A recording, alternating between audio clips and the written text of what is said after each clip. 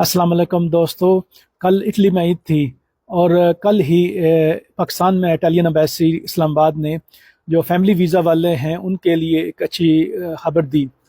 तो खबर के मुताबिक एम्बेसी ने एक सर्कुलर जारी किया है, साथ में आप वो वीडियो भी देख सकते हैं, जिसके मुताबिक 1 अप्रैल से वो अपने जो अपॉइंटमेंट सिस्टम है फैमिली वालों के लिए उसमें एक बड़ी तब्दीली करने जा रही है।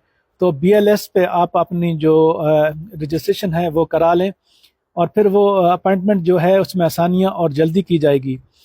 तो इसमें बेहतरी की जो वजह है, इसमें ख़ास तौर पे जो लोग रिकोर्सो कर रहे हैं यहाँ पे, इसकी वजह से एम्बेसी पे बहुत ज़्यादा प्रेशर है। तो एजेंटों को पैसे देने के बजाय उन लोगों को खराज तहसीन है जिन लोगों ने अपॉइंटमेंट जो है रिकोर्सो के ज़रिए ली। कम अज़ कम एम्बेसी पे इस तरह प्रेशर है, क्योंकि यहाँ के कि जब अदालत की तरफ से ऑर्डर जाते हैं तो कुछ ना कुछ, ये इटली है, इसका असर होता है। तो ऐसे तमाम अफराद जिन्होंने रिकोर्सो किया, उसका असर ये हुआ कि आगे वालों के लिए कुछ थोड़ी बहुत आसानी है।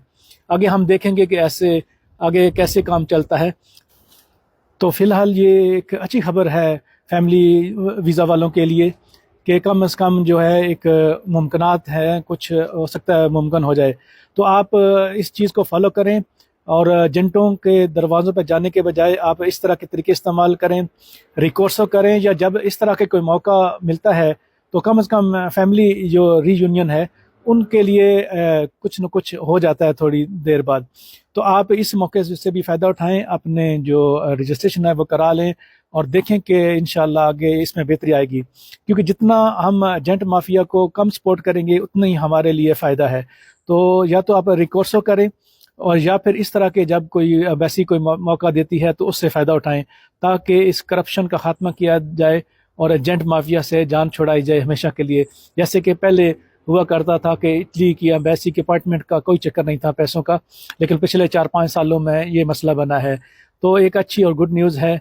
देखें आगे सबके लिए बेहतरी हो। शुक्रिया।